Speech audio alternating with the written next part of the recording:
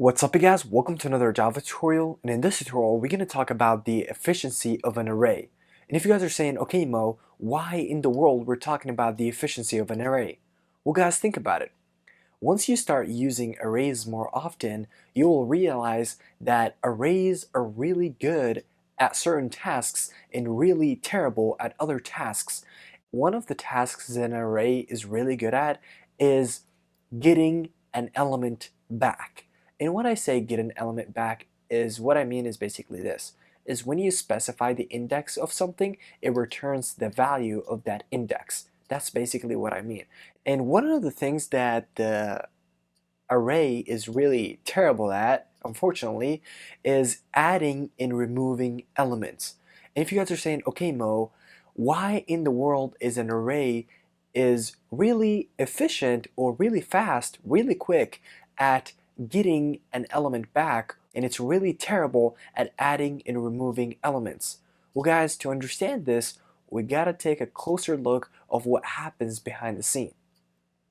What happens behind the scene or the scenes?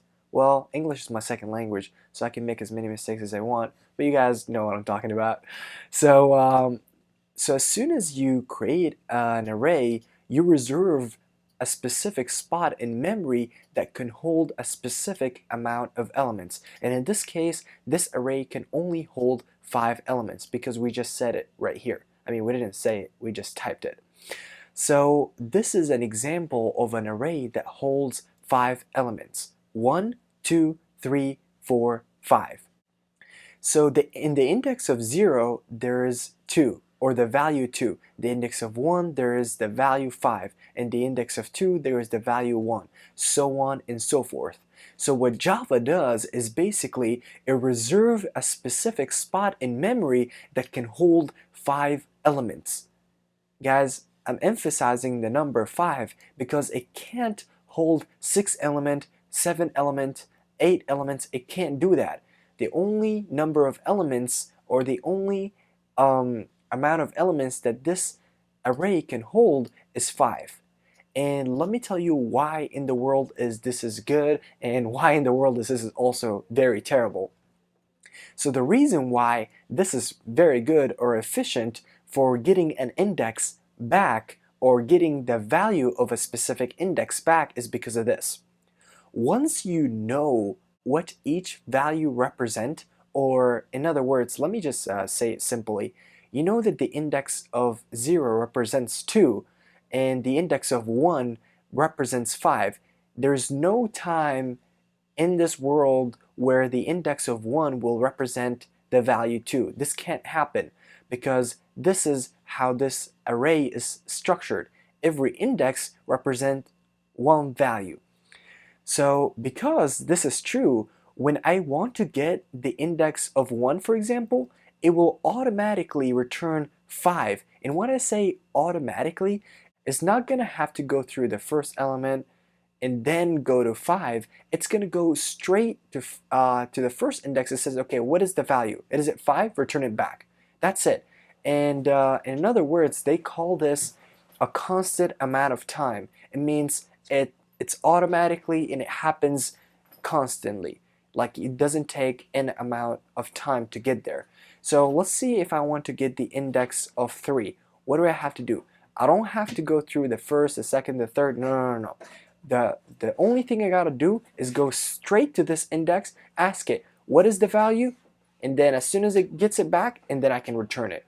So it's really fast, it's really efficient at getting an element back, or getting the value of an index back.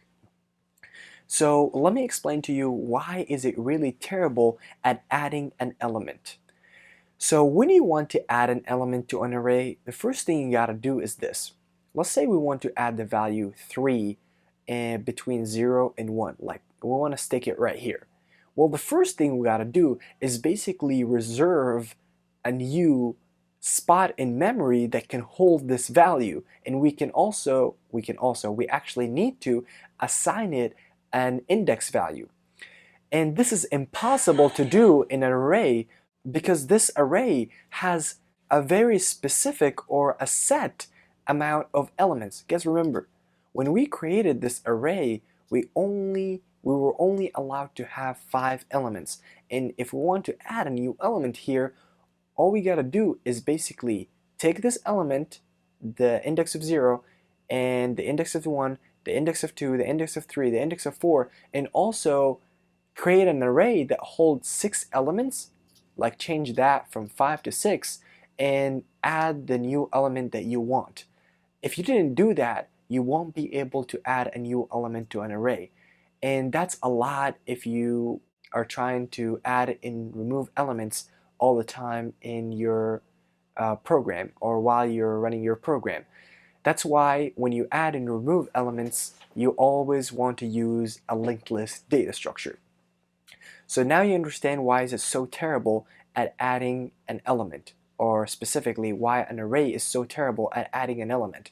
Now let me explain to you why is it so inefficient, or it's like extremely unfast or terrible, whatever you want to call it, at removing an element.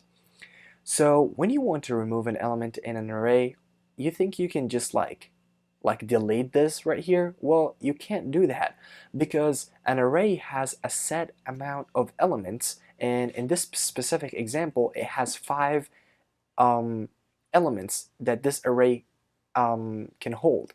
Well, you can delete this by setting the index of 1 to 0.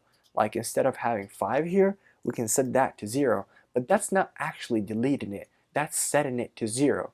To delete it, that means you not only have to remove the index of 1, but you also have to take this value right here, this value right here, and this value right here, and move this whole thing one step backwards. And I don't know if this makes sense, but you know, when you remove this whole thing, these values right here need to go backwards, need to go one step backwards. So this value will be assigned as 1, this value will be assigned as 2, this value will be assigned as 3.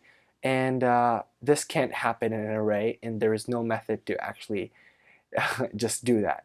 So to remove a something, you would actually have to loop through each element and create a new array that has each value without the 5, which you want to remove.